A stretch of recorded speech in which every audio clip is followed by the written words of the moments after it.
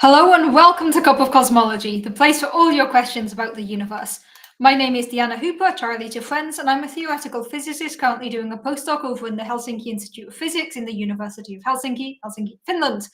And I'm a cosmologist, so that means that I study the universe, the contents of the universe, how things evolve, how things interact, cool stuff happening inside the universe. Now, of course, I don't study everything. I specialize in the first few seconds of the universe and cool stuff that was happening then. But in addition to being a cosmologist, I love doing science outreach. I love chatting to everybody about all of the cool things I get to study. So for anyone who doesn't yet know, Cup of Cosmology is an interactive stream. The idea here is that you people can ask me anything you want about cosmology, about physics, about academia, anything you want, and I will do my best to try to answer. Now, of course, I don't always have all the answers. If the day comes when I do have all the answers, that would be boring. So I might not know everything, but you can ask me anything, and I will do my best to try to answer your questions. I see we have some of the regulars coming in: Prath, Scott, Ange, Paul, James. Great to see you all. Great to see everybody in. Oh, we also have Savan, David. Really nice to see all of the regulars. Hello from Ireland. Hello from Finland. I see we have greetings from Dystopia as well. Let me know where you are. Let me know where you're watching from. Say hi. Or if you're lurking, feel free to lurk as well. But feel free to say hi and chat. This is an interactive stream. The more you post, the more I can interact with you all. Hey, we have John in here as well. Bunch of regulars coming in. Great to see everybody here. Really, really nice to have everyone here. If you haven't done so yet, please do subscribe to the channel, leave a comment, like the video, all of the usual YouTube stuff. It really does help boost engagement. And then I get more people I can chat to about all of the cool stuff happening inside the universe. So you definitely can press buttons, make stuff happen. I really appreciate it when you do that. But feel free to ask away, ask your questions, and I will do my best to answer them. So you have a bunch of greetings here. Someone saying, welcome back. Yes, I have indeed been away for the last 3 weeks. So it's been a combination of factors that have kept me away for the last 3 weeks. It's one of them was I was helping a friend. Then I was at a concert. Last weekend, I somewhat stupidly gave myself food poisoning just before going live by eating very clearly expired food that was on me. But that's why last week, some of you might have seen the stream was ready, and about half an hour before I was set to go live, the stream disappeared. Last week it was on me. But a couple of you reached out and checked if a couple of you sent me messages either on Mastodon or by email to check if I was okay. Thank you. Really, I appreciate that. I appreciate that you took some time to just check in and see if I was okay. Some of you know that I have some ongoing health issues, and sometimes I do have to miss streams. This time it wasn't my usual health issues that kept me away. But I appreciate that a couple of you reached out to check that I was okay. It meant a lot to me. So thank you for those of you who did that. I really appreciate it. And yeah, today we're back to regularly scheduled Cosmology Chaos, where you get to ask me whatever you want, and I do my best to try to answer. Hey, Scott, you can't stay. Well, thanks for joining. Thanks for saying hi. Hope to see you next time. And yeah, feel free to watch the replay. As always, the replays are up on YouTube, so you can always go back and watch them, even if I miss a week. I think by now there are 102 streams on YouTube, so you can always go back and watch them. At some point, I will upload all of the old streams from Periscope, from HAPS, which amounts to about a backlog of 200 streams that have just sat there on my hard drive somewhere. Eventually, I will upload these to YouTube, but that's going to take a while. Also, I'm not going to upload the early ones because the early days of Cup of Cosmology, it was a bit chaotic. I was speaking too quickly. I wasn't in the flow of things. But there are some old streams that might be worth uploading again. So you might see some old streams resurfacing at some point in the future. Have a comment here from Paul. If each cosmologist selects a certain few seconds of the universe history to study, that's a lot of cosmologists we need. Indeed, the universe is 13.82 billion years old. That's a lot of seconds. Every year has 86,000 seconds. No, every day has... Can't do math. Every day has 86,000 seconds. A year has about 10 to the 7 seconds. So if you want to calculate how many seconds there are in the universe, you're going to get about 10 to the 20. That's a 1 followed by 20 zeros. So that's a very large number. So you'd obviously need a lot of cosmologists if we all studied just a few seconds. Now, the good thing is, throughout the history of the universe, there are periods where a lot of stuff happens in a brief amount of time, and then there are periods where not much happens for a large amount of time. If we look at our usual figure of the history of the universe, I'm going to go for the figure you all know and love. Not this one. I put too far. This is not the figure I was going for. This is not the figure you were looking for. This figure here, if we look at the history of the universe, we start with the Big Bang, which is actually not true. We do not start with the Big Bang. We start with something. We start with a singularity. Something happens, then we have inflation. The universe goes from being something to being a very big something, slightly less dense, slightly less hot something, and it's continued expanding since then. At different times throughout the history of the universe, we have particles forming, we have the cosmic microwave background being formed, we have the dark ages, we have the first stars appearing, we have galaxies appearing. But all of this is going to be over 13.82 billion years of cosmic evolution. And you can see, looking at the bottom here, how the timescales vary. We start at 10 to the minus 32 seconds, which is not completely correct. We don't really know when to start. We start at the end of inflation. And then in the first 3 minutes, a lot of stuff happens. A lot of stuff happens in the first 3 minutes. And then stuff kind of calms down. You see, we go here on the timeline, it's like 1 second, 100 seconds, and then you jump to 1 year. Then we jump to 100 years and 380,000 years. So we don't need to study every second of the universe. I focus on stuff that happened in the first couple of minutes of the universe, but you don't need somebody to focus on every second, just on the main events. The thing is, the first few seconds of the universe was a very, very busy time. So I know that wasn't a question there. I just ran with it anyway. Hey, Sahil, I see we have someone new here. As a reminder, please do keep the comments respectful always. I will block people who start spamming with 50 unrelated comments. You are welcome to ask anything you want about cosmology, physics, astronomy, me, academia, Helsinki, whatever you want. But let's keep it more or less on topic. You're also always welcome to chat amongst yourselves. But just as a reminder, I will block people if you start spamming with 50 unrelated comments. Just putting that out there. Okay, I see we have a question from James here. Can a supermassive black hole exist in a void? If there is no mass, can a black hole even exist? That is an excellent question. So let's unpack that one. Just going to get a drink, and then we're going to jump into that, because there's a lot to cover there. There's voids, there's supermassive black holes. It's a lot to cover. But before I jump into that question, continuing with what I was saying, I'm going to jump into that question in 1 sec there, James. Continuing with what I was saying, this is the history of the universe. There's a lot you can study. Right now, I'm focused on the first 3 seconds, but throughout my career, I've studied different aspects related to the history of the universe. I've worked a lot on dark matter. When you work on dark matter, you can study pretty much any part of the universe, because dark matter has been around, we believe, since these particles formed a couple of seconds after the end of inflation, which means there's a lot of time at which lots of different times at which you can study dark matter. So being a cosmologist doesn't necessarily mean you just focus on one specific epoch. You might also focus on specific phenomena. So if you study dark matter, for an example, you don't say I study the early universe, you say you study dark matter. But because so much happened in the early universe, that is an epoch you can focus on. You could also focus on the dark ages, or the times when galaxies evolve. So there's different processes, different things that you can focus on. So you don't really need somebody focusing on every second of the universe, but it's good to make sure we cover all possible topics within the universe. As some of you know, one of my favorite things to talk about, and something I worked on extensively in the past, is, of course, everybody's favorite, the cosmic microwave background radiation. This is the oldest light in the universe. This is a snapshot of what the universe looked like 380,000 years after the end of inflation. If you study the CMB, you focus specifically on 380,000 years after the end of inflation. That's the snapshot that you focus on. Now, what is this light here? Well, so glad you all asked. In the early universe, there were 4 main components. Dark matter was doing its own thing. The other 3 components were protons, electrons, and photons, particles of light. In the early universe, these 3 were constantly interacting. Protons and electrons were bumping into each other. Photons were bumping into each other. As the universe gradually cooled down, protons and electrons could combine together to form the first neutral atoms in the universe, or the first hydrogen atoms. At this point, the photons, the particles of light, could no longer interact, so they broke away. These have been traveling freely throughout the universe ever since. They've been gradually redshifted, which means their wavelength has been stretched throughout the history of the universe. So if you imagine this is a photon, it's both a particle and a wave. Every particle also has a wave, so a photon is a particle of light that also has a light wave with it.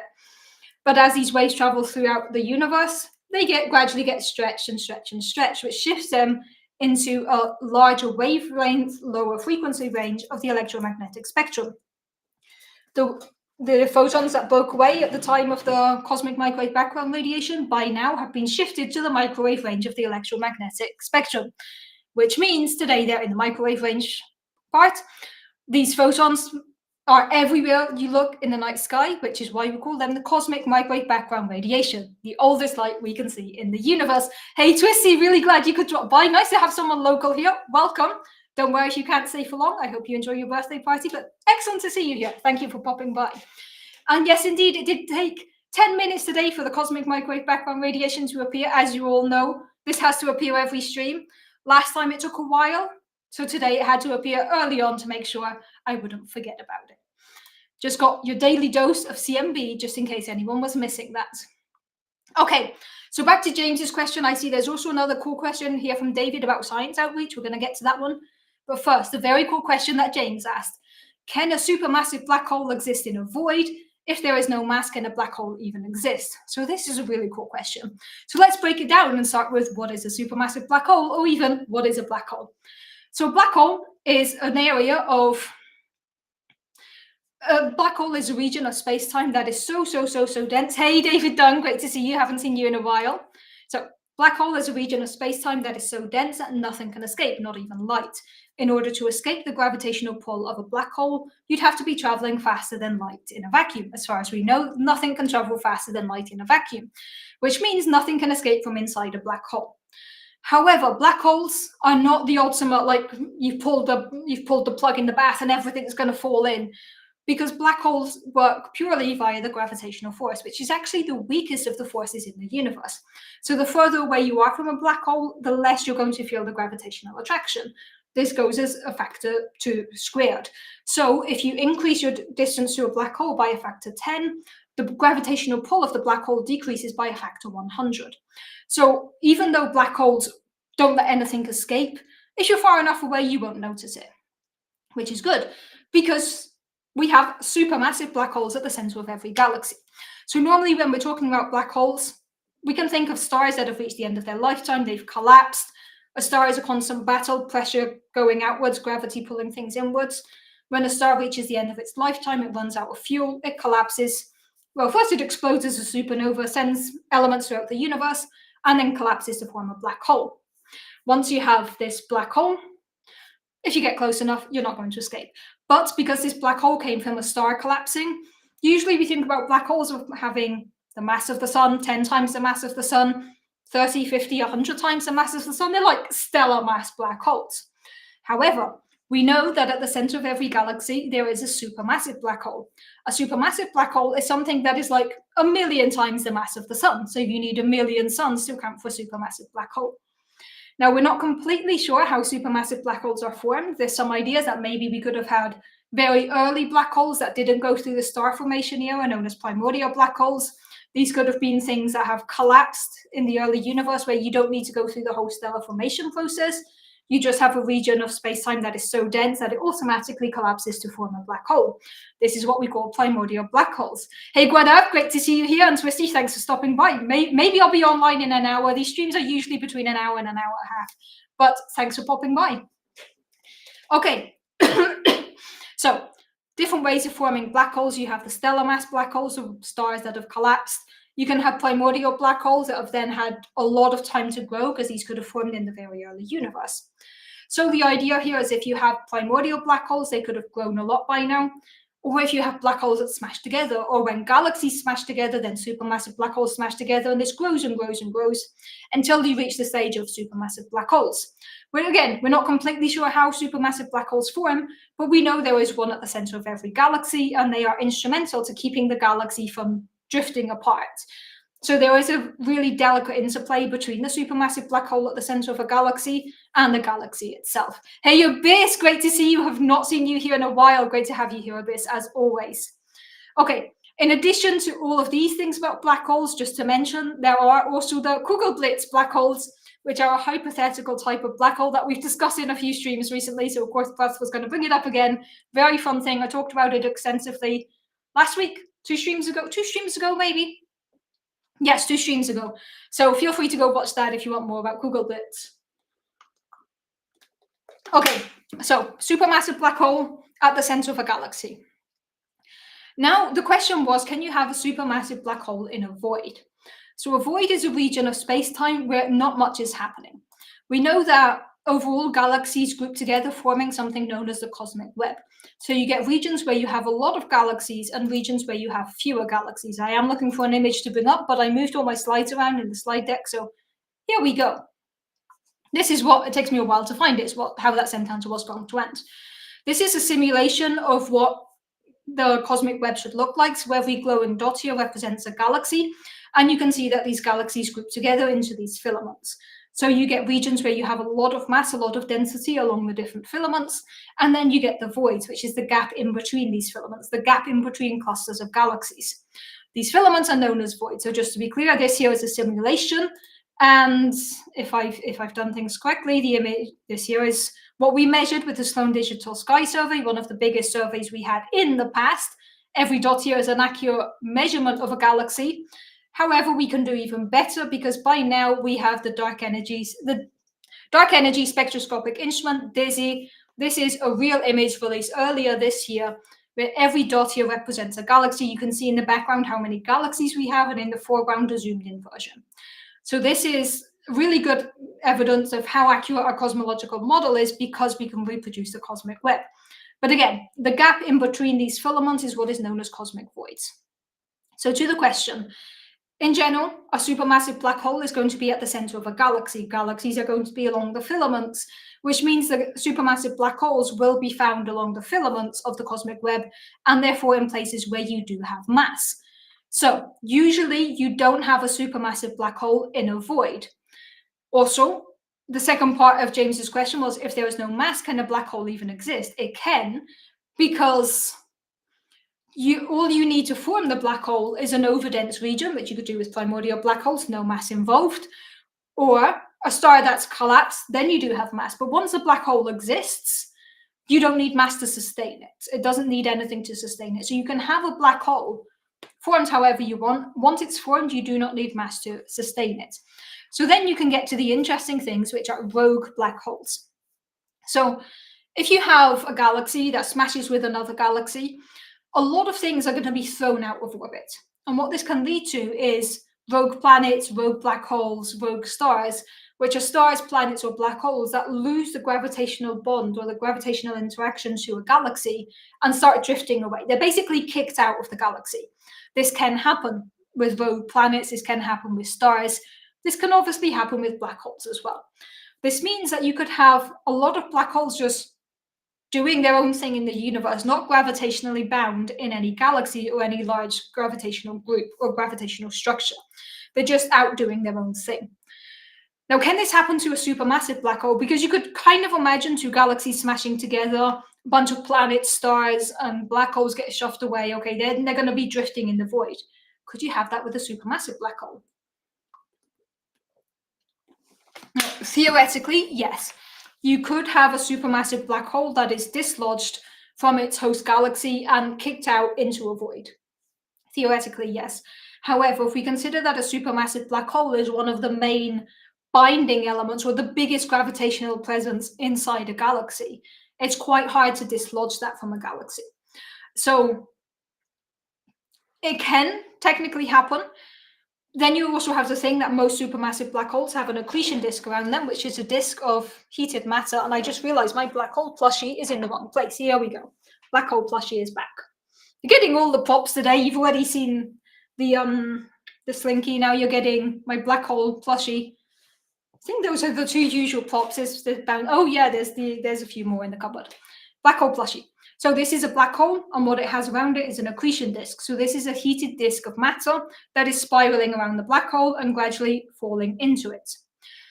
Now, this accretion disk is gravitationally bound to the black hole. This is usual in supermassive black holes. Supermassive black hole, accretion disk, rest of the galaxy. Kind of on this plane here, then you'd have the rest of the galaxy spreading out here. So even if you were to dislodge the supermassive black hole, you're still going to have the accretion disk. So even if you were to kick out the black hole, it's still going to take the accretion disk with it because it's gravitationally bound. So as Prath is saying here, it's hard to imagine a supermassive black hole being ejected from a galaxy without taking something with it. It would probably take, at the very least, the accretion disk and probably other things with it as well. So, short answer, bringing it all together, you can have black holes without mass as long as they are either by... Let's recap. So let's do that again. There are different ways you can form black holes, and not all of them involve mass. For an example, you can form primordial black holes where you just have a really dense region of the primordial universe that collapses into a black hole. These primordial black holes, or any black hole, once it's formed, it does not need mass to sustain it. So you can theoretically have a black hole without having mass. We can have stellar mass black holes out in a cosmic void that have been dislodged or kicked out of their host galaxies. It is quite unlikely that we would have a supermassive black hole that has been kicked out and lives in a void. There is a few follow-up questions here. One from Obisia: technically, supermassive black holes in the centers of non-globular galaxies are on a diet. They don't absorb so much mass like quasars to sustain. Absolutely. So you can have... Not every supermassive black hole needs a galaxy around it. This is what we have been able to see. But you can have like weaker galaxies, or just smaller galaxies like globular galaxies, where the black hole, the supermassive black hole, doesn't absorb as much mass as, for an example, the ones in normal galaxies. So you have these different types of supermassive black holes. Very good question there, James. Very cool question. So my short answer is you can have black holes without mass. You can have black holes in a void. It would be quite hard to find a supermassive black hole in a void. And sticking with this, we have a bunch of questions here. Okay, so sticking with this, I know there's some other questions to get to as well. There's the science outreach question. There's the CMB question from Paul. Going to get to those as well, but sticking with the supermassive black holes. Paul, I know there's a question here that involves dark matter. Going to get to that. So, comment from Guadav here: is it possible to accelerate a black hole to a significant percentage of velocity of c in this way? The amount of energy required boggles the mind. Yeah. So accelerating anything to c is technically impossible. You can't accelerate an object with mass to the speed of light. You can accelerate things close to the speed of light, but you need increasing amount of energy. The reason behind this is nothing with mass can travel at the speed of light. In order to travel at the speed of light, something has to be massless. Therefore, you can't accelerate something with mass to the speed of light. You'd need an infinite amount of energy. But let's say you want to kick out the black hole from its galaxy at half the speed of light. Now, some things we know in the universe is that overall amount of energy is conserved. If you want to dislodge something, you need a huge dramatic event. For an example, two galaxies smashing together, you have a lot of different gravitational forces, and at this point, the gravitational things, as they're passing by, might get slingshot out, might have different ways of maneuvering out. But it's very, very hard for things to be kicked out at extremely high velocities. You can dislodge these black holes or these stars or these rogue planets, but it's very unlikely to have them traveling that fast, especially given their mass. Even if we're talking about a stellar mass black hole here, it's still going to be a couple times, like 10, 20 times the mass of the sun.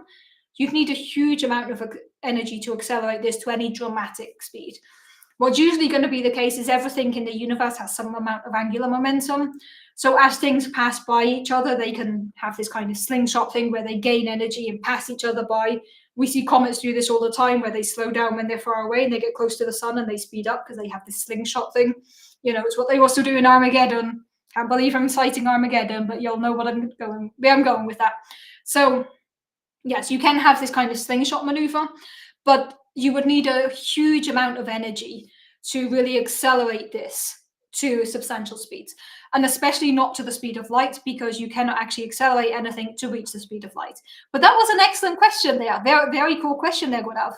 Okay, sticking with this topic, and then I'll go back to the other questions that are off topic. A question from James here: can a sci-fi spaceship traveling in a void accidentally come across a rogue black hole? Absolutely. Or would light lensing always warn you well in advance? Is an accretion disk always visible for black holes? Excellent questions here, James. Let's go through them quickly. Generally, black holes have some effect on... So a black hole is going to distort space-time. This is going to cause light to bend. So if you have any light in a cosmic void, you are going to hopefully be able to see a black hole via the lensing of the light. However, in a void, you generally don't expect to get much light either, because if we're talking about a void, there's not going to be many stars, there's not going to be many galaxies. This is the point of being in a void. So if you're traveling in a void, by definition, there's nothing. You could bump into a black hole with no warning. I mean, if we're assuming that this is a species that has developed interstellar travel and has sci-fi spaceships, they probably have techniques of measuring the gravitational field around them to make sure they don't bump into a black hole, but you wouldn't necessarily see it coming. Is an accretion disk always visible for black holes? Not necessarily. You can have black holes that don't have accretion disks. Accretion disks are present with supermassive black holes. You have the disk of matter inspiring around it. But if you create a black hole far away from anything else, imagine you have two stars, they come together, they smash into each other. Or sorry, two small black holes, they come together, they smash into each other, they create a slightly bigger black hole. If there's nothing else around them, what are they going to use to form the accretion disk? So you don't always have an accretion disk around black holes. Sometimes you do, especially supermassive black holes are more likely to have an accretion disk, but it's not a requirement. You can actually, I thought there was something on my screen. It was actually just an icon that I was just trying to rub off of the screen. Yeah, so you can have black holes that don't have accretion disks. So technically, it would be realistic to talk about a sci-fi ship traveling in a void hitting a black hole. That is something that is not scientifically inaccurate. As long as you figure out the details of your site, like how your spaceship is traveling, that is something you would be allowed to get away with. Okay, I see there's a bunch more questions there. Very, very cool questions. Black holes are natural particle accelerators. That is true. There are particles that get close to black holes and get accelerated again by this slingshot maneuver. Not just that, when you have an accretion disk, things going around this accretion disk can speed up significantly. They can get really heavily accelerated to the point that this gets so accelerated it creates a magnetic field going in that direction. And then you get the jet coming out of the supermassive black hole. This jet is not coming out of a supermassive black hole. This is what we know as a quasar, for an example. But there is so much matter spiraling around, it creates a magnetic field that then basically shoots out particles from the accretion disk, which is both very cool and very deadly if they're pointed directly towards us. So yes, supermassive black holes do indeed accelerate particles, which is pretty cool. I see we had a couple new people come in. Saleh, Juan, welcome. Great to see you here. Nice to have you here. Welcome. As always, if you don't know what this is an interactive stream. The idea is you ask questions, I try to answer. We're currently on a long back and forth about black holes, which is very, very cool. And there's still some more questions to get to about black holes. Okay, let's see, we went to those. So there was, going back up a bit, more questions about black holes, and then I'm going to get to the dark matter one. Question from David Howden here. How could you tell if a black hole did not have mass? Would it not have gravitational attraction? So any black hole is... That is an excellent question there, David, and it makes me realize I perhaps didn't explain things clearly just now. So we were talking about whether black holes need mass to form. Now, technically, you don't need mass or an object to form a black hole, because you can have a primordial black hole, which is a density perturbation in the universe. However, this would still manifest as a curvature of space-time, so you would still get the gravitational effects. Even a primordial black hole does have a certain mass associated to it, which comes from the way it distorts space-time. So you can think that all black holes inherently have mass. They inherently have the gravitational field, but they don't then need additional external mass to sustain themselves. So you can have a black hole that is formed as a primordial black hole, but it would still have a mass because it is still distorting space-time. It is still a perturbation, a distortion of space-time. So all black holes do have their inherent mass, but they don't then need external mass in order to sustain them. Of course, then you can go down the idea that black holes might be evaporating via Hawking evaporation, which means they are gradually losing mass. So if there's nothing coming in, eventually they will evaporate. So you do kind of need some mass to sustain a black hole long term, but you don't need a mass in order to have a black hole. You can have a black hole, the black hole has its own intrinsic mass, but then you don't need any mass around it, if that makes sense. Okay, sticking to black holes, because I just saw there's another question I missed there. Question from Ben here. Could you cause a black hole to become unstable by stopping its rotation? Very cool question. So a lot of black holes, apart from having an accretion disk, are also spinning. The reason for this is because most things in the universe actually are spinning. We have a conservation of angular momentum. If something is spinning at some point, it's very difficult to slow it down. This is not a good basketball. I can't do the spinning on a finger thing. Not that I can do that with basketballs either. So a lot of things in the universe have spin just because of all the possible amount of angular momentum. It's very unlikely that they're going to have zero. So a black hole has a spin. How would you stop a black hole from spinning? Let's imagine you invent some incredible device that you can just go and stop a black hole, like stop it from spinning. What would happen? Well, I'm not sure actually. Because usually we assume that things don't just spontaneously stop spinning. So you would need a huge amount of energy to stop a black hole from spinning. But also then the angular momentum needs to go somewhere, right? So if the black hole is spinning and you stop it, kind of the energy is going to be off. Is that going to destabilize the black hole? Probably not. But as to what it's going to do to the black hole, I'm not completely sure. There is a very cool XKCD what if about what would happen if you stop the Earth from spinning, and basically it wipes out humanity and every species and the Earth burns. Fun facts. You should probably not stop the Earth from spinning. Likewise, if you were able to stop a black hole from spinning, you probably shouldn't. But I'm not completely sure what would happen if you did. But that's a cool thing to try there. Okay. I see people talking at each other. As always, if you talk amongst yourselves, I ignore them. I assume that you're having very good conversations amongst yourselves, and I won't go through them. Okay, the other comment from Prathia, the only way I can imagine a rogue supermassive black hole is if it entirely consumes its host galaxy and accretion disk. Yeah, if a supermassive black hole gets really hungry, could it eat its whole galaxy? Potentially, hypothetically, yes. As the black hole is getting bigger and bigger, the distance that its gravitational field affects gets bigger and bigger. As you have more mass, you get more gravitational attraction.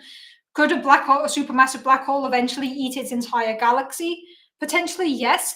However, it's something that would take a while, because in order to get that big, that massive, it's going to take time. But yes, technically, you could have a supermassive black hole that would eat all of its galaxy. However, then it would still be embedded within the cosmic web, right? If we go back to our picture here from the dark energy spectroscopic instrument, even if a black hole eats its own galaxy, it would still be embedded within the cosmic web. So it would still be close to other galaxies. On average, there's about 1 megaparsec between galaxies, which is not a lot. In a void, we're talking about a region where you might have 20, 30, 50 megaparsecs with no galaxies. It's kind of like the empty neighborhood where there's nothing. So even if you have a supermassive black hole that has eaten its own galaxy, it still wouldn't technically be in the void, because it's still embedded within the cosmic web. But that is a cool point now. Okay, comment from David Howden. I'm gonna have my sci-fi ship pulled along by space dragons. Absolutely, please write in space dragons. And if you ever do write something that includes space dragons, please refer to Cup of Cosmology as the origin of space dragons. I don't think I am the origin, but I'm the person who talks about space dragons probably the most. I don't think many science outreach people talk about space dragons in general. Okay, let's see. Follow up from Prath, sticking with the black holes here. I'm going to go through the rest of the comments in a minute. Comment from Prathia. When you say a black hole is spinning, what exactly is spinning? The event horizon or the singularity, or all of space-time around it? Yes to all the above. So when we say a supermassive black hole or any black hole is spinning, what is spinning is the object itself, but we can't see anything beyond the event horizon of a black hole. So the event horizon is the point of no return. Nothing beyond the event horizon. So beyond the event horizon, you can still escape. Once you're inside the event horizon, you are part of the black hole. And we don't know what happens inside the black hole or further inside the event horizon, because we can't get any information out of there. So then when we talk about a spinning black hole, what is spinning is the event horizon. And then, of course, not so much space-time around it, but if you have a spinning object, you can feel this with the way the energy is spinning. Coming from Abyss here, if curved black holes stop spinning, they become short-sharp black holes, much easier mathematics. Yes, that is true. The mathematics of spinning black holes is somehow much harder than the mathematics of non-spinning black holes. So if you are able to slow down a black hole, it will become a lot easier for us to study. This is why we usually start with, let's assume a black hole that is not spinning and does not have charge, and let's go from there because everything's chill and easy. And then you add spin and you add charge, things get complicated. I just remembered I had tea and it is currently very slightly cold but still drinkable. Okay, so I want to go back to the black hole, rogue black hole dark matter question. And then we're going to take it from the top because there's a bunch of other core questions that I've missed because we got started on this question by James about supermassive black holes and voids. 30 minutes later, we're still on this question, which is a very, very cool question. There was a question by Paul. Okay, here it is. Question asked 16 minutes ago regarding rogue things kicked out from galaxies. I didn't add the quotes. Paul added the quotes. Regarding rogue things kicked out from galaxies. Is dark matter more likely to be kicked out because it doesn't interact as much as normal matter? Now, this is an excellent question, Paul. This is a really, really cool question. The answer basically is yes. Not so much kicked out of the whole cluster, but dark matter behaves differently when galaxies interact. And in fact, this is one of the ways we actually we actually study dark matter. And I'm going to try to find an image, which is one of the most famous images people show when talking about black holes. And I really hope it's in my slide deck. My slide deck has 47 images. And the only way I can see them is by clicking and waiting for the thumbnail to load. So it might take me a minute to find this one. But if you consider that a galaxy has several components, it has all of the gas in between stars, it has all of the stars, and then it has all of the dark matter. So these are three main components.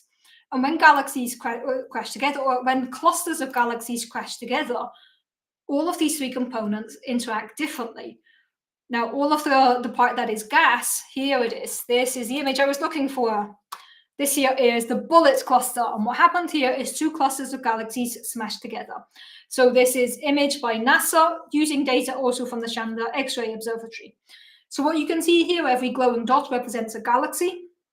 And there's two different regions highlighted. There's the pink region and the blue region. These are not true colors. These are highlights that have been added afterwards. So it's appropriate that someone named after a Star Trek character has 47 images. It is indeed, yes. Okay, so coming back to this here. What you can see here is every glowing dot represents a galaxy as imaged by NASA. But then using gravitational lensing and X-ray data, we can map out two different regions. So using X-ray data, we can map out where all of the gas is. And this is what you see here with the pink stuff, which is kind of the region closer to the center. This is the heated gas. As these clusters of galaxies come together, there's going to be friction between all of the gas. So it is going to slow down. The gas and the stars are going to slow down slightly due to the friction that they experience. However, the dark matter in galaxies is not going to experience this friction because it doesn't interact. So as these clusters of galaxies come together, all of the visible matter is going to be slowed down because they suddenly start interacting. Dark matter, on the other hand, is just going to pass through. It's not going to feel this interaction. Now, dark matter accounts for most of the mass inside galaxies. We know that there is, of all the matter in the universe, 80% of it is dark matter, 20% of it is visible matter. So when these clusters of galaxies collide here, you get the pink, you get the blue. Again, these are not real colors. These are colors that are added on to highlight different regions. The pink region shows you where all of the gas is, measured with X-ray data. However, the blue region shows you where most of the mass is distributed, which we measure using gravitational lensing, where we look at how light is distorted by massive objects. So this shows you that most of the mass of the galaxies, when they crash together, just passed through unnoticed and didn't feel anything. So what this image is showing us is that most of the mass inside galaxies is non-interacting and non-visible. Non-interacting, non-visible, gravitationally present, sounds a lot like dark matter. So this type of image is one of the biggest pieces of evidence we have, and one of the reasons we believe that dark matter does account for 80% of the matter content of the universe. These clusters of galaxies smashed together. This is called the bullet cluster because you can see the one on the right, as you're looking at it, kind of looks like it shot through the one on the left. All of the gas gradually slowed down as it started interacting, piled up kind of in the middle of the clusters of galaxies. The dark matter did not feel the collision of galaxies and just passed through unnoticed and spread out. So then what you have is all of the visible matter slowing down, all of the non-visible matter, the dark matter, spreading out. So this is known as the bullet cluster. And this type of image, we have multiple clusters that have collided that have this type of image. And it's one of the biggest pieces of evidence we have for dark matter. It's very, very cool. So back to Paul's question here. The question somewhere that has been lost now, somewhere in the comments. There's a lot of comments today. I love how active you all are today. Really appreciate all of the comments, all of the questions. So the question from Paul is dark matter more likely to be kicked out? Yes, it absolutely is. It will still be within the cluster of the galaxy, but you can absolutely have rogue clumps of dark matter, which is also a very, very cool thing to have. And let me just, while I have it here, let me go back to my earlier slides just so that then I have easier access to it in a minute. You just saw something flash up on screen there for a second, subliminally sending you the CMB now. Okay, just going to glance through the comments at the end, and then we're going to take it from the top because there have been a lot of very, very cool questions. I see we have some more questions here about Dizzy, going to get to those. Questions from Euclid, going to get to those, but let's take it from the top. And I love that I can scroll back because in the Periscope days, I could not. Once questions were gone, they were gone. You either write them down in the few seconds they're on screen or they are gone. Taking it from the top, we're going to go through and make sure I've answered all the questions because, as you know, I like to try to answer all the questions and comments that come in. Okay, so we got started with James' question 5 minutes in of can a supermassive black hole exist in a void? And we've been going for 40 minutes on the excellent question. So thank you for that question, James. Okay, then there was a question from David Howden. What would be your tips for people wanting to do science communication effectively? That is a really cool question. So I've been doing science outreach now for 10 years. You know, Cup of Cosmology is in its 10th year, and I had science outreach projects before Cup of Cosmology. I hope by now I'm an effective communicator. Sometimes I make mistakes, and sometimes there's things that I don't explain clearly. And I think there's several things that are important when doing science communication. One of them is to not dumb it down too much. Some people doing science communication treat their audience like idiots. I hope I don't do this. If I do, please call me out on this. And I feel like even the term when people say like I'm explaining it to the layman, it's like, why do you need to add this separation between your knowledge and other people's knowledge? When I've just had the privilege to study these things, that doesn't mean I know more than other people. It just means I've had the privilege to study these things. So I think one thing is not treating your audience like idiots. And another thing is meeting people where they are. Because especially in these streams, for an example, I get people with vastly different backgrounds. Some of you have been here for 10 years following the stream. Some of you are hobbyists who read up on science articles every week and send me super in-depth questions. And some of you just stumbled here today, like, what's happening here on YouTube? And that is great. You are all welcome here. But it means that you can't assume a lot of knowledge for everyone in the audience, but also the people who do know more, meet them where they are. So it's always good, in my opinion. Again, this is just me, basic 10 years of experience. This is just what I've kind of learned. Always try to reach a point where you can both have the conversation where you're understanding each other, where you're not giving unnecessary details, but you're also giving enough details for the conversation to be followed. So this is just like 4 tips. Number 1, don't treat people like idiots. You know, this is an obvious one. Number 2, meet people where they are. I would say number 3 for me is don't forget what you're saying in the middle of a sentence. Yes, there was more to come there. Yes, number 3. Number 3, don't forget what you're saying. Number 4, always have a backup plan. Number 4. That's my old. Yes. Number 4 is to fully admit when you don't know something. I think it's really bad sometimes when people don't know something and try to invent it on the spot. And then they say something wrong, and that can happen. And I do that sometimes. But I also always try to tell you when I don't know something, when something I refer to a future stream or defer it to another day because I don't know the answer. And I think some people are afraid of saying, I don't know, when doing science outreach. And that can sometimes be a bad thing. Number 5, I'm losing track now. Next one, this is tips. I think it's important to not go for like soundbite science, where you try to simplify an idea so much that people can memorize it in one sentence. but then you lose the physics behind it, right? I can give an example that I saw a video recently talking about the evolution of the universe using Darwin's theory of evolution, and it doesn't work. It does not work like that. And it's the point where this person knew what they were talking about, but they tried to use an analogy that simplified it so much that it became wrong. So yeah, those are just some, I think, 5 tips, random assortment of tips. But I think it's also just do what feels right for you. You know, I'm not as good at writing blog posts as I am at doing live science interaction. So I cater to my strengths. I do something that works better for me. So yeah, I think those are just my random assortment of tips. Your mileage may vary. Take them with a pinch of salt. Usual disclaimers apply. Yeah, I see Anne just put a comment saying freeze questions so I can catch up. Don't worry, I will catch up anyway. And if not, I will defer them to a future stream. As Paul is saying, anyone who's been here for 10 years has earned 10 year. 10 year, 10 year. Absolutely. Appreciate the joke. Okay, so yes, here's just some random tips on science outreach from me. Do feel free to keep the questions coming. I'll catch up eventually, but right now I'm answering all questions, so I'm not going to see the new ones, except those that I just glanced down at. But do keep the questions coming, don't worry. We can still go for at least another 20, 30 minutes. Okay, then there's a comment from Paul that I just put 2 words out before now. I want to read properly. Question from Paul asked 35 minutes ago. Is the CMB image you show now the same one that was available when you first started on Periscope? It is not, no. So this image here is the Planck 2018 data release. This is the newest one. So there was Planck is the satellite that took these images.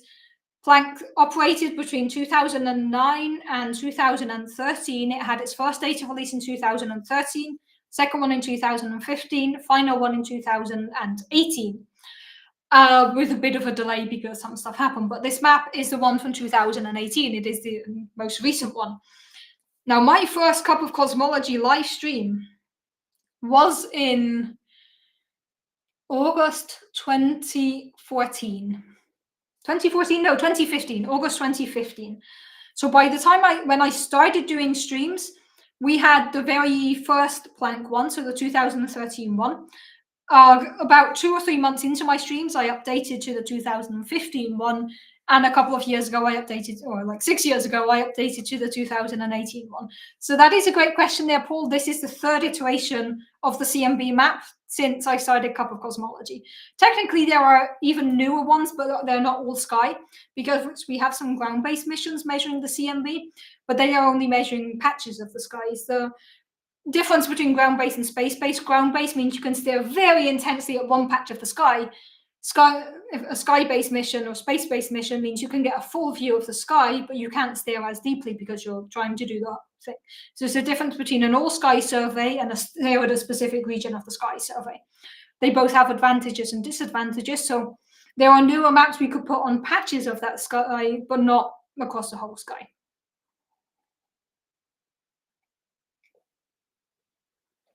Okay, going back through the comments. Are we already down there? Let me see. I feel like I just jumped some. So we covered the question about supermassive black holes. I covered the question about science outreach. Covered the CMB question. I'm pretty sure I covered a lot of these supermassive black hole questions when they came. Yes, covered that one. Talked about accelerating black holes to the speed of light. Let's see. Talked about sci-fi spaceships smashing into black holes. Talked about black holes having mass.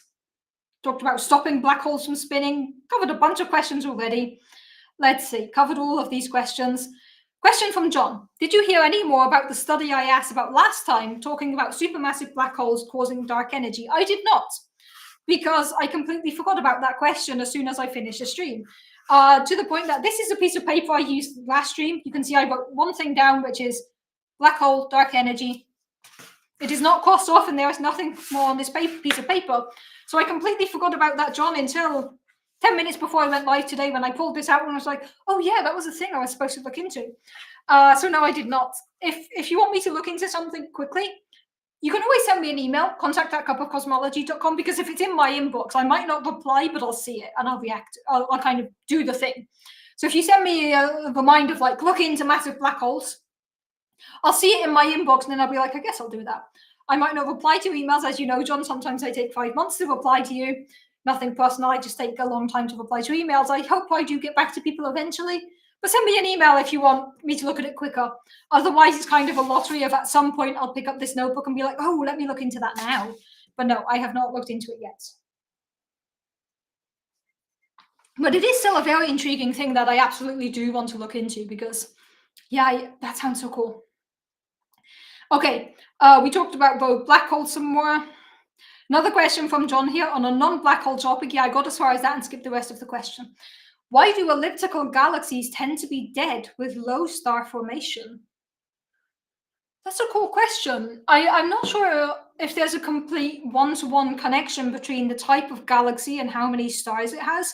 So you can have different shapes of galaxies. You can have more bounded ones. You can have more elliptical ones. You can have ones with with different amount of arms. You can have barred galaxies, and then you can have galaxies that are different age rates, where older galaxies tend to have lower star formation, so they're considered dead galaxies in quotation marks. They are still forming stars, but at a lower rate. Now, I can't exactly remember the full. There's a diagram that I can see bits of, but not enough of, like the evolution of galaxies and the different shapes and sizes of galaxies. But I cannot remember if there was a connection between elliptical galaxies and older galaxies where you would have low star forming region. So, I'm going to make a note of that. After just saying that, I might not check this. I'm just writing elliptic galaxy. Let me write it a bit more clearly this time. Elliptic galaxy star formation. There we go. Because sometimes I just write the most vague reminders here, and then I have no idea what they mean. Like there's still a question on one of my pieces of paper that is just hydrogen. I still have no idea what that question was. If someone asked me something about hydrogen that I didn't answer, please feel free to ask again. Okay. Another comment from John here. Not sure if it's a question or a comment here. There was a comment from Prath of imagine a chargeless, spinless, massless black hole. Yeah, that's kind of how we do physics, right? We start in a vacuum, we make everything easy, and then we gradually add complexity. Okay, comment from John. I saw a cool study recently that talked about using black hole spin as a record of the types of collisions a galaxy had gone through in the past. That's very cool. So I guess the idea here is because you have a black hole spinning, the supermassive black hole is spinning, this is going to be affected by the galaxy crashing into different things, because if you crash together, you're going to change the spin somewhat. If you think of snooker balls crashing together, when they smash together, the spin changes of each individual ball. The total spin is conserved, but the spin of each individual ball might change. So if you have galaxies that smash together, you could affect the spin of the black holes. Then doing this backwards of looking at the spin of the galaxy to figure out what has impacted it.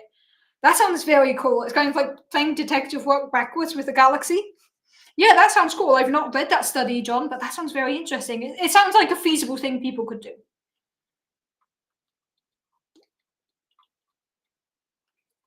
Okay, catching up to some of the questions and comments by now. Let me just go to the bottom. Okay, there's another comment from Abyss here from when I was talking about science outreach tips, because Abyss has also done a lot of science outreach. Abyss is part of the HAP science crew, or the Periscope science crew back in the day. Comment from Abyss. One additional tip that I found quite helpful in communicating science is not to be opinionated. New finding can rewrite existing theories. Absolutely. And I think it's important, sometimes my opinions do come through. As you all know, I have many opinions and sometimes I share them very loudly. But it's important to remember that your opinions don't affect the scientific theories.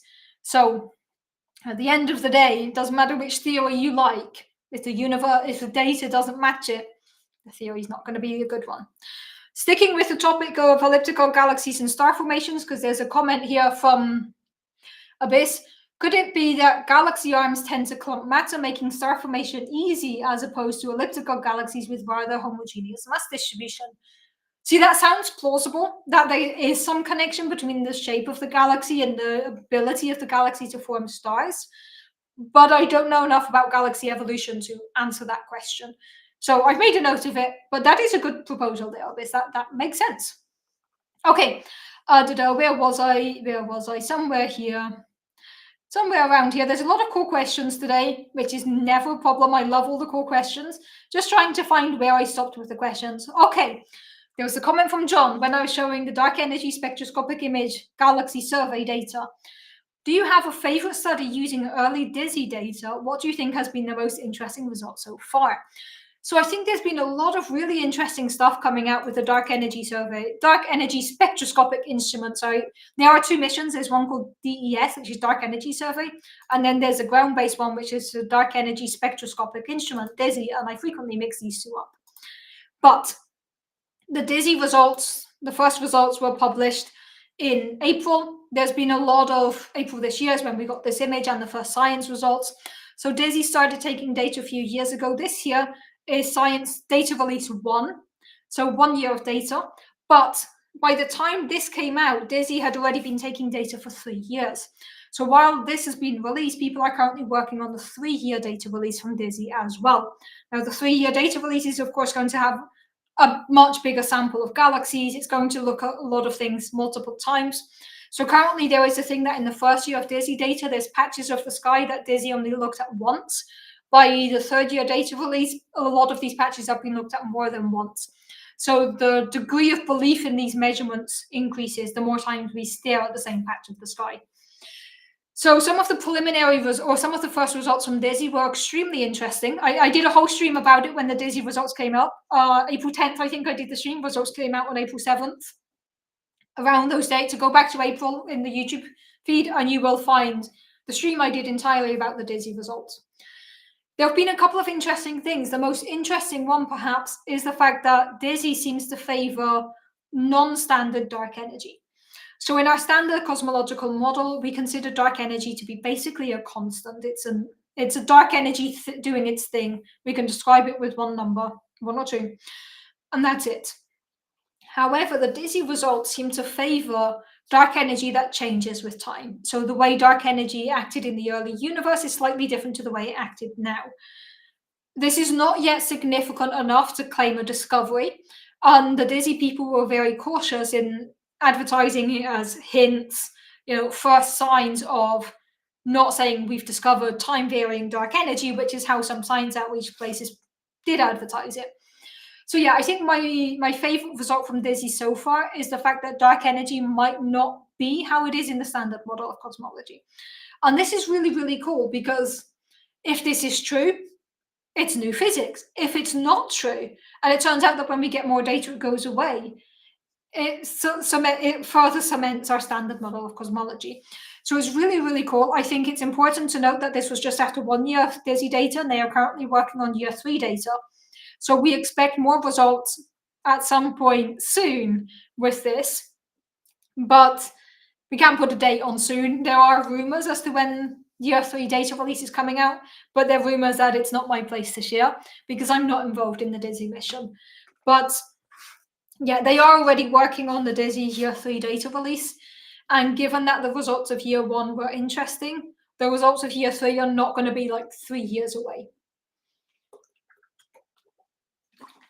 So yes, there is still more to come with DISI. It's still in its infancy. But the fact that they found something that it looks different to what we expected is always really, really fun.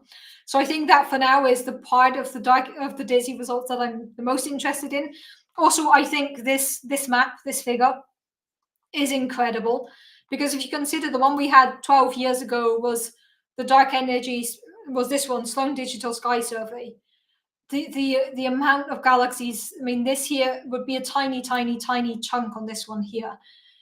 The amount of information we got is incredible.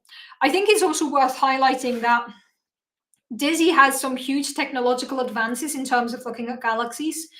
So the way a lot of these things work, a lot of these galaxy surveys work, and I'm going to get technical here, which is a bit out of my depth, but this is very cool. So you basically have a set of photodetectors that detect incoming photons.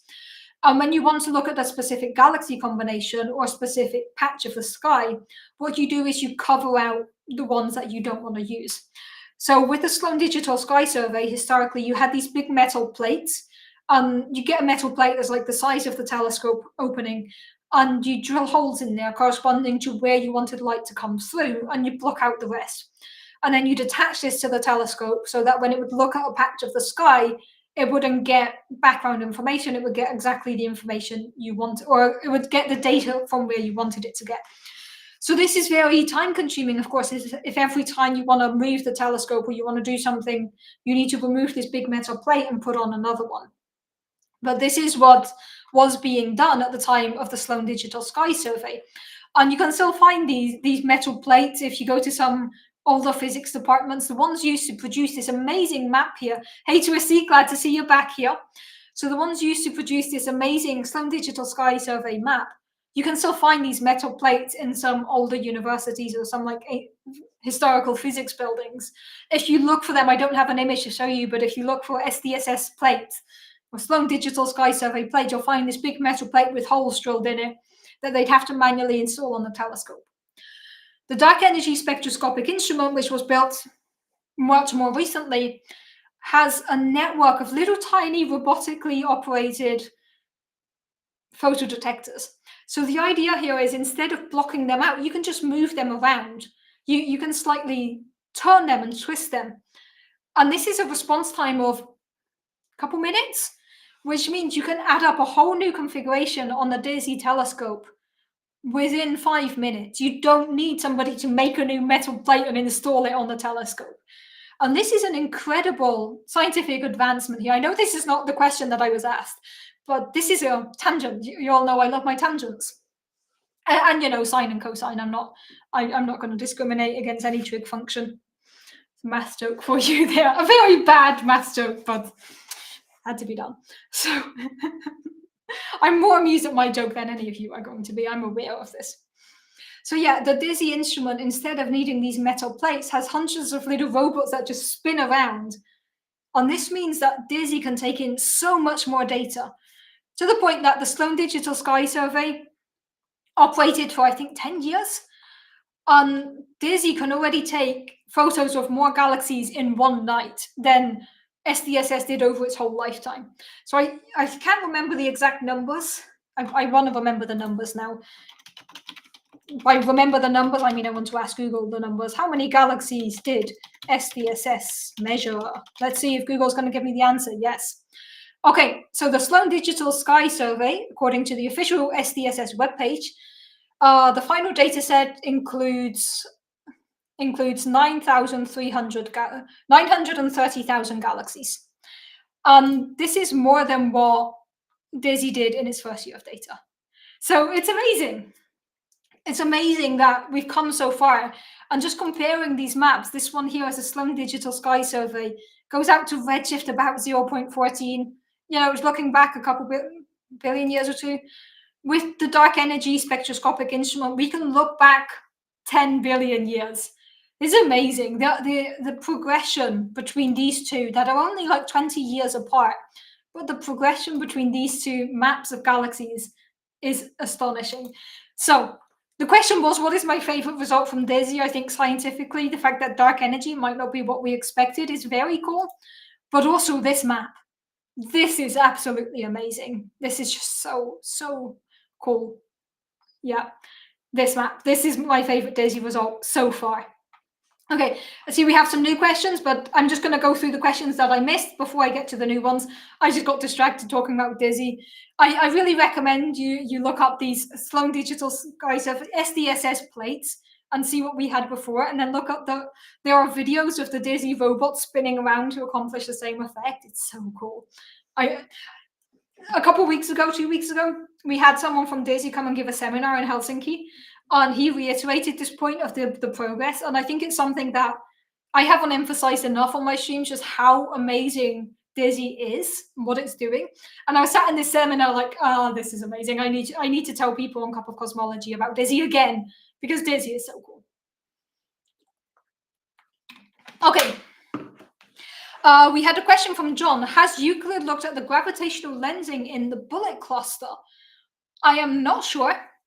I think the bullet cluster is one of those that is already pretty well studied. We might revisit it, but it is not one of the main targets of Euclid because Euclid is not interested in staring at individual galaxies. Euclid is a space-based mission that is trying to basically get a map similar to this, but across the whole night sky instead of just a chunk of the night sky. It's going to have slightly different missions, but slightly different objectives, sorry. But Euclid is also trying to understand dark matter and dark energy, which so is DESY. So Euclid is not really staring at individual points, it's more doing a broader survey. So I'm not sure if Euclid has been used to stare directly at the bullet cluster. It's potentially one that they would use as a reference or as a cross-check to make sure, because we've studied the bullet cluster very thoroughly, so it might be a good cross-check, but I'm not sure if Euclid has directly stared at the bullet cluster just yet. I don't remember hearing or seeing any results of that, but it would not surprise me if they use that as a cross-checking point. I am drinking a lot of water today, and my tea's gone. Okay, I have just caught up to the point 20 minutes ago where Ange said, stop asking questions so we can all catch up. So I'm caught up, which means I'm still going to be online for another 20 minutes. Keep your questions coming. I'm mostly caught up here. Let's see, going here, there was a question from Guadav and then a question from Twisty. Oh, I see there's already a bunch more questions. Great. But okay, there's a question, follow-up from Daisy, so I have to do the follow-up from Daisy here. Do you think, question from John, do you think the robotic tech used in DESY will be used on more telescopes? It will be, absolutely. Any galaxy survey going forward is not going to revert back to the old technology when we have this new technology. I think this was a major breakthrough when developing DESY. The fact that we can now use these little robots is really, really cool. Okay, so I think it will absolutely be used in other telescopes.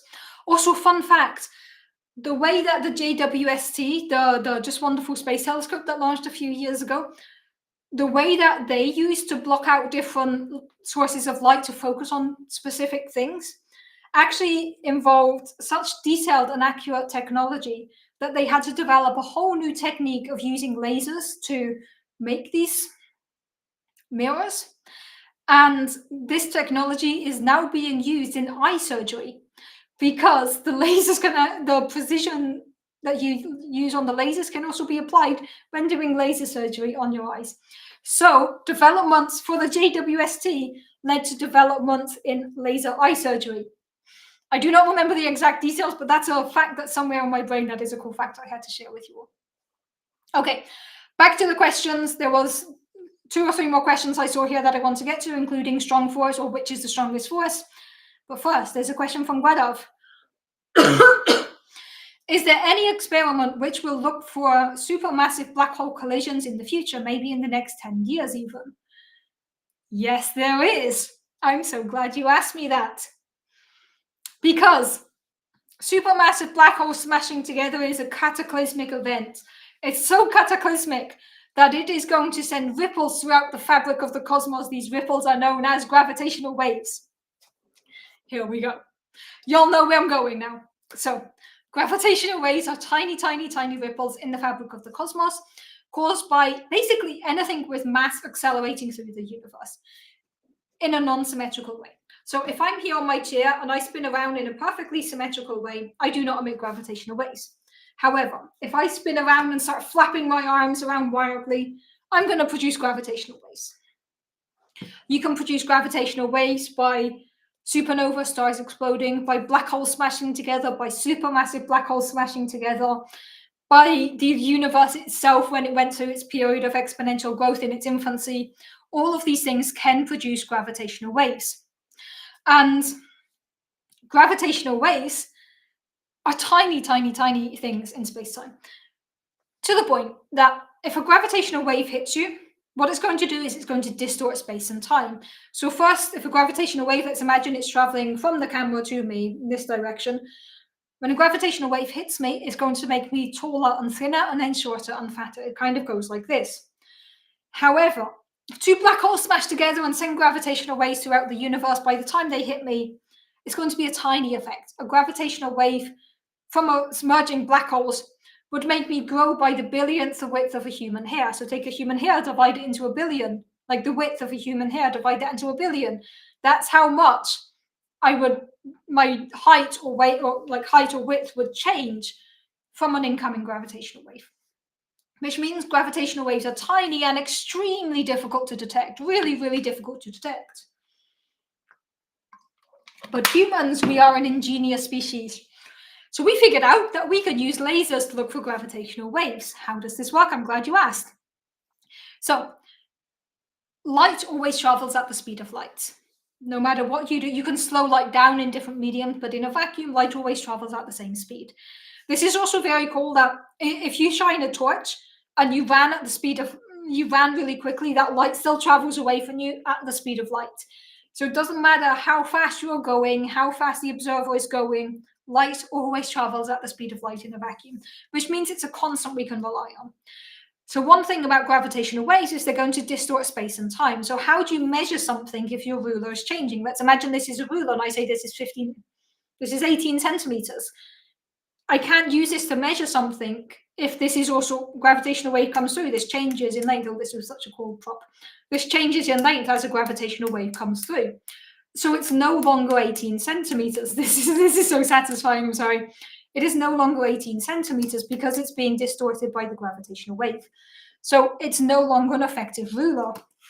However, light is always going to travel at the speed of light, which means light is indeed an effective ruler. So what we do is we set up a machine that has two arms. We send a light beam down here and then we split it in two.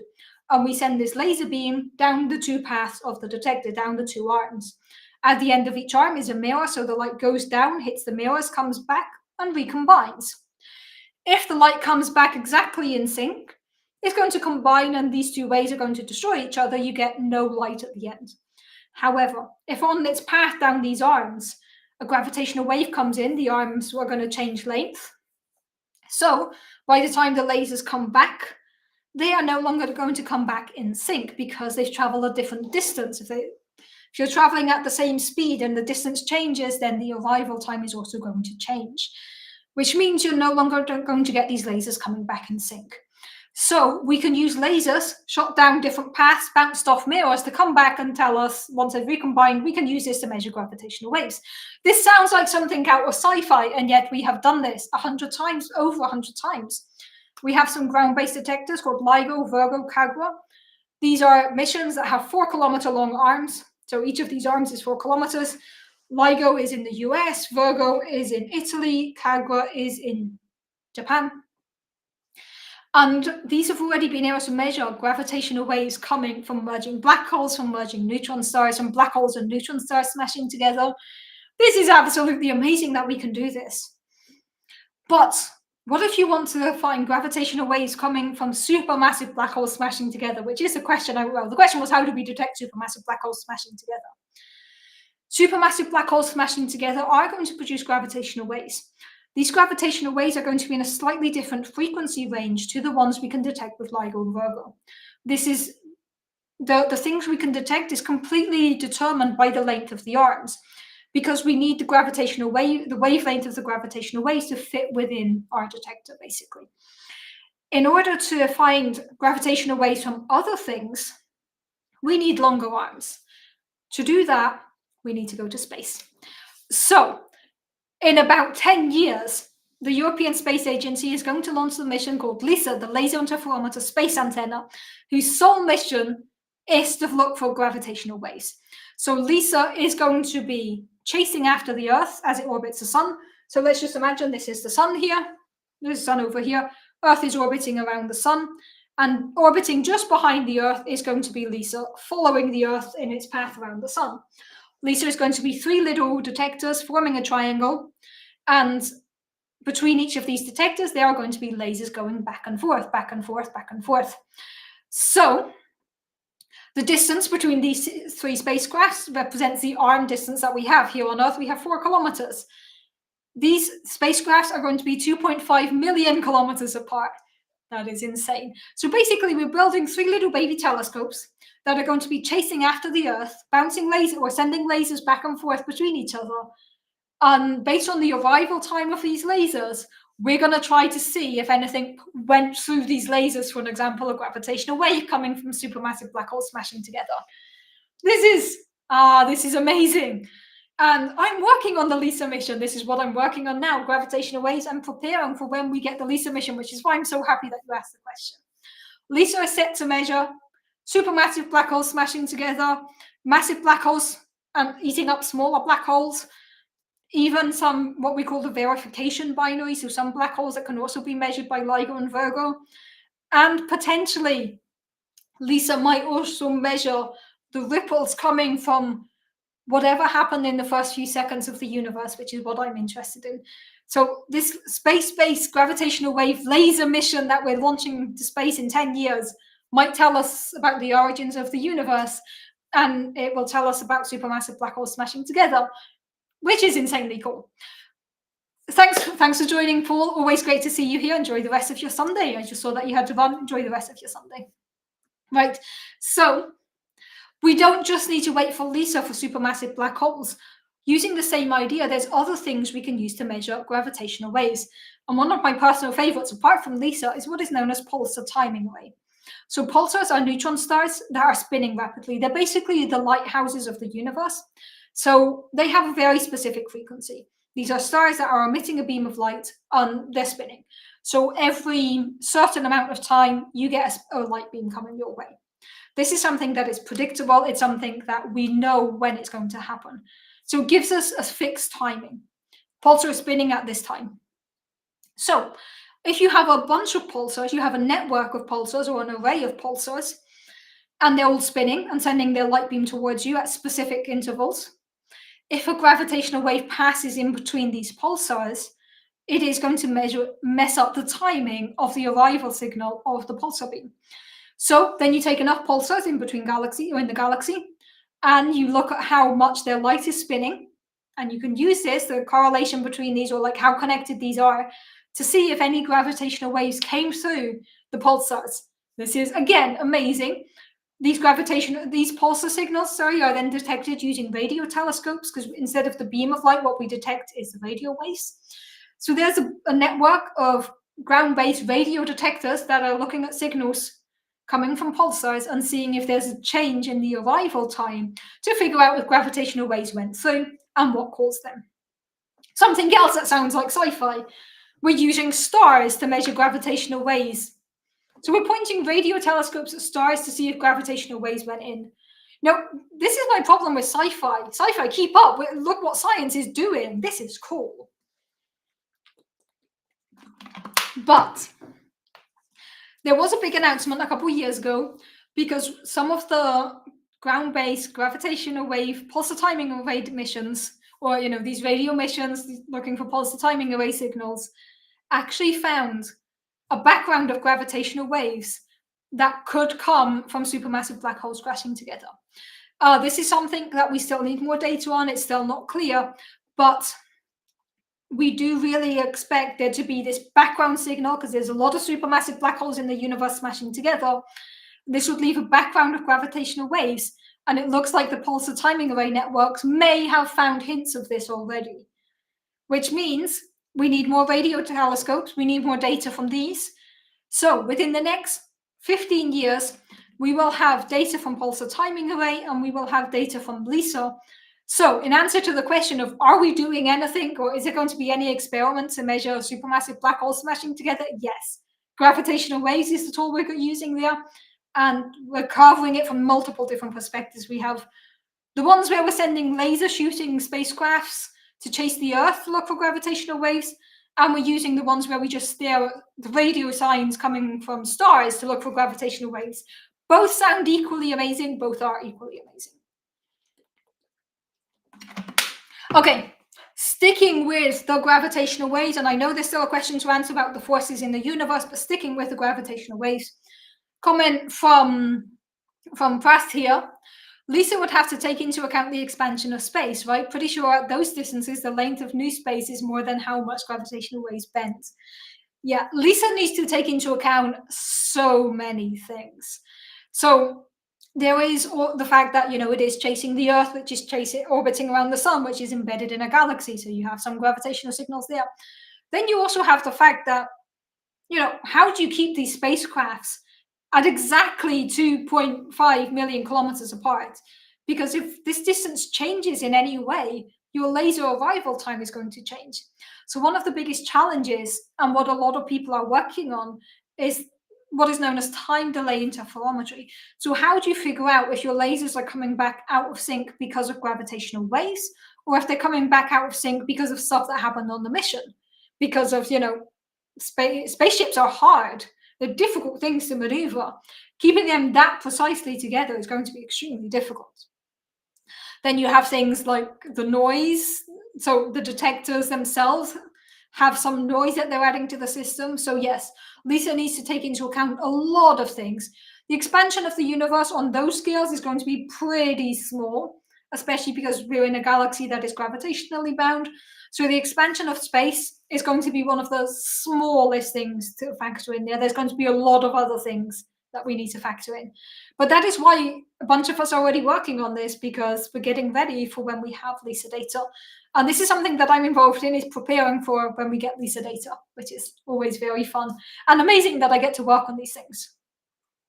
Quick fire questions for gravitational waves, then I'm going to go back to the forces question, and I think that will wrap up the stream. So quick fire questions. Coming from Pratt, you could also generate gravitational waves if you spin simply but change the rate of spinning, right? Yes. So I said before that if I'm spinning like this, I'm not producing gravitational waves. If I'm spinning like this, I am.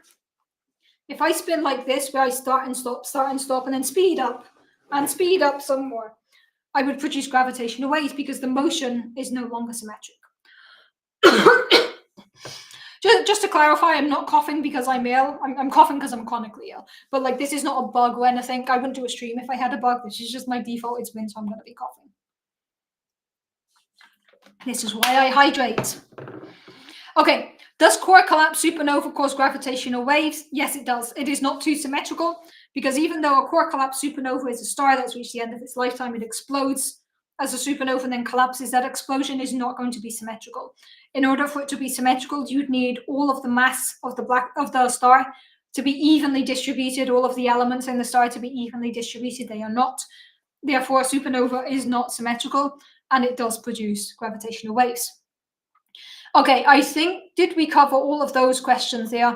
I saw there were some comments talking about how astigmatism can benefit from JWST tech. Absolutely, very, very cool. That is very, very cool.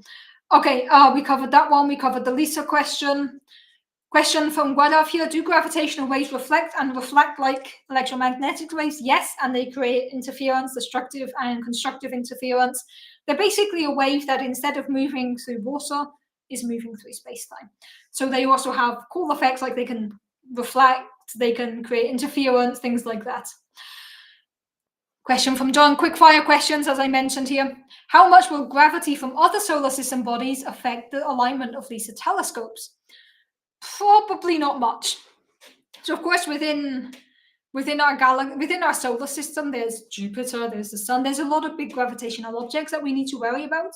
But the idea here is that LISA is going to be in orbit around the sun, on the same orbit as Earth, chasing after us. So Jupiter, is big, but it is quite far away. It doesn't really affect us so much. So as long as we kind of link the spacecraft onto the gravitational pull of the Earth, and then they can trace it around, we don't really need to worry about Jupiter. This is the thing, these planets are quite far away. It is very hard for them to actually have any real impact on things happening here on Earth. So, or a few kilometers out, quite a few kilometers away from Earth. So while there is a lot of gravitational force, there are a lot of gravitational forces to be aware of within the galaxy and within the Milky Way, or within our solar system, is what I was going for there, within our solar system. We don't really need to worry about Jupiter so much when calibrating LISA. The main thing to worry about is keeping it in the same orbit as the Earth. And then all of the noises and everything else.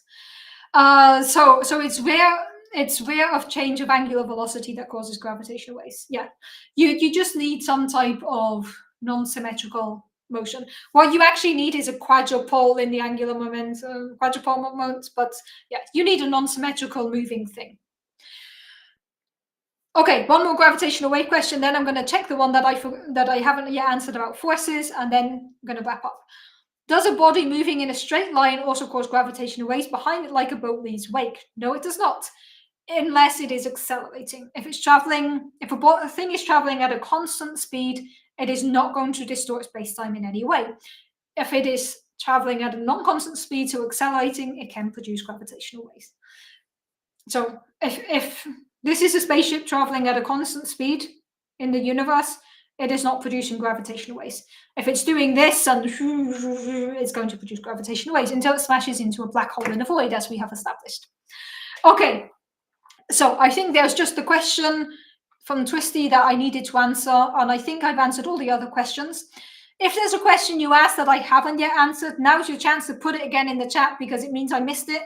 So this is your chance. I'm about to answer the one about forces, if I can just find the question again.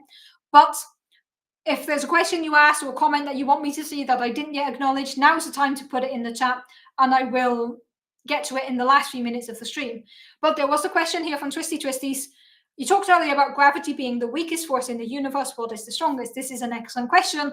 And I saw Mita already gave a brief answer. Strongest force is the strong force. That is correct. Let's go through that in more detail here.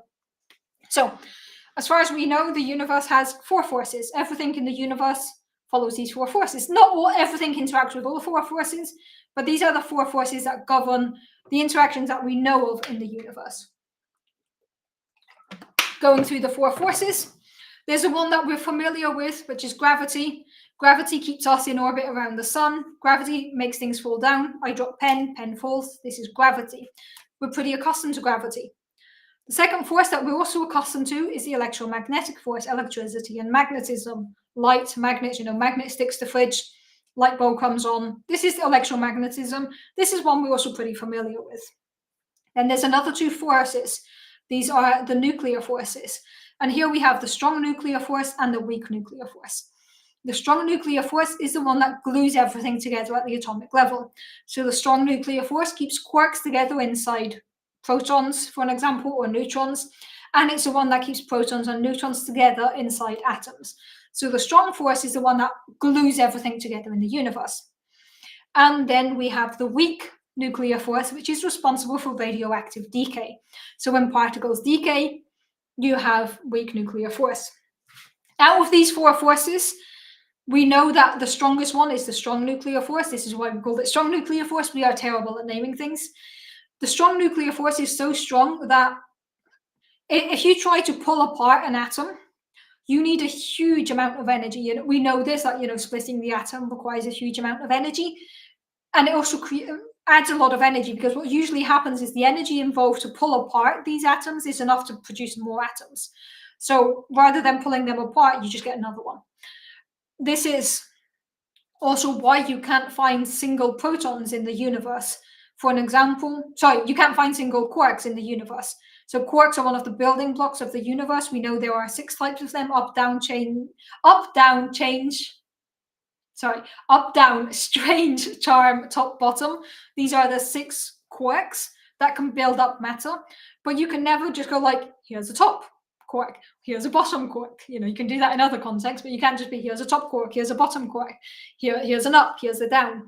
You always find these together, because the strong nuclear force is so strong, you're not able to pull these apart. For an example, a proton has 2 ups and a down, a neutron has 2 downs and an up. You usually find them in either sets of 2 or 3. We've been able to create up to hexaquarks in groups of 6. So the strong nuclear force is the strongest one. Then comes the weak one, which is called weak because it's weaker than the strong one, but it's still one of the strongest. Then the electromagnetic one, and then gravity. And an easy way to convince yourselves that gravity is the weakest force is the fact that you can use a fridge magnet to pick up a paperclip from the floor. So you are beating the entire gravitational pull of the Earth with a simple fridge magnet. So gravitational force is the weakest of them all. But these are the 4 forces that govern all the interactions in the universe. Not everything has all of them. For an example, dark matter, this mysterious type of matter that makes up 80% of the matter content of the universe, does not interact electromagnetically, but it does interact gravitationally. But yes, these are the 4 forces. There's also the fun thing that I give a good explanation of all of them, and the weak force and just like radioactive decay. And then if I tell you there's one of these forces that we don't understand properly, you might think it's the weak force. It's not. It's gravity. 3 of these forces, the strong one, the weak one, the electromagnetic one, we kind of know how they behave on the atomic level. We have no idea how gravity behaves on the atomic level. Like, how do particles feel the gravitational force? We have no idea. In order to answer that, we need quantum gravity, and quantum gravity is beyond the scope of today's stream and of future streams too, because quantum gravity is difficult. Okay, couple comments here to wrap up. Hope that answered your question there, Twisty. 4 forces. The strongest one is the strong force. We're great at naming things. Then the weak one, then the electromagnetic one, then gravity, which is the weakest of them all, and the least understood, even though it's the one you'd think we'd know the most about. Comment from Perth. There goes my dream of a superluminal gravitational shockwave, aka gravity boom. Oh, I like where you're going with that. That sounds cool. I'm gonna think about that. That sounds cool, Perth. Okay, comment from Abyss. I wonder if heavy particles like tau leptons leave Cherenkov radiation like trail near a source of gravitational waves like black hole merger. Interesting question. Now, problem here is your question here involves particles and gravitational waves, and we don't know how to put these together. I realize it wasn't a question, Abyss, it's a cool comment. But yes, that's one that requires quantum gravity, which we're not yet there. We don't have that one yet. Okay, we have reached 1 hour, 31 minutes. You know, back in the day, these streams used to be 1 hour. You all convinced me that the stream should be longer, so now we normally go for 90 minutes. I was thinking today that I might stick to 1 hour because I was feeling a bit tired. We hit the 90-minute mark without any issues, of course. And it's because we had so many cool questions today. So thank you, everyone, really, for being here, for asking all the questions. We talked a lot about black holes, about supermassive black holes out in voids. We talked about rogue black holes. We talked about gravitational waves. There was some bonus CMB thrown in. A lot of really cool questions, as always. So thank you, everyone, for all the questions. It really was great fun and excellent to be back. I know I missed the last 3 weeks. I honestly do miss it when I take a longer break, and I know you all do as well. I appreciate those of you who reached out to check on me the last week when the stream was up and then disappeared. So here's a parting mass note for you. Oh, thank you, Breath. What's the minimum mass of a Planck length black hole? Yep, I'm not going to calculate that right now, but feel free to calculate that. You know the Planck length. You can figure that out. Consider the Planck length to be the Schwarzschild radius, and you can pull out the mass. There's how you can do that, Breath. I'm not going to do that one for you. Have fun. But yeah, I really appreciate that even when I take a break, you will come back with excellent questions, excellent comments. Thank you. I really do appreciate all of you being here. So, Cup of Cosmology should be online next Sunday. That said, I have a couple busy weeks, so there's a small chance I might not be up to it next Sunday. But to be fair, when don't I have a busy week right now? So, Cup of Cosmology should be back online next Sunday, same time as always. That's 7 p.m. if you're in mainland Europe, 1 p.m. if you're on the east coast of the US, 10 a.m. if you're on the west coast of the US. I realize that these fingers point the wrong way for you all, but they point the right way for me. If you don't know when the next stream is, subscribe to the channel and then you'll be notified 30 minutes before I go live. Or head over to cupofcosmology.com where there is a time zone converter and you can figure out when the next stream is in your own time zone. But thank you everyone for being here today. Thanks for the questions, the comments, all the interactions. It's been really, really great fun. Cup of Cosmology should be back online next Sunday, same time as always. I hope to see you all there. And I hope in the meantime, you all take care of each other and stay curious.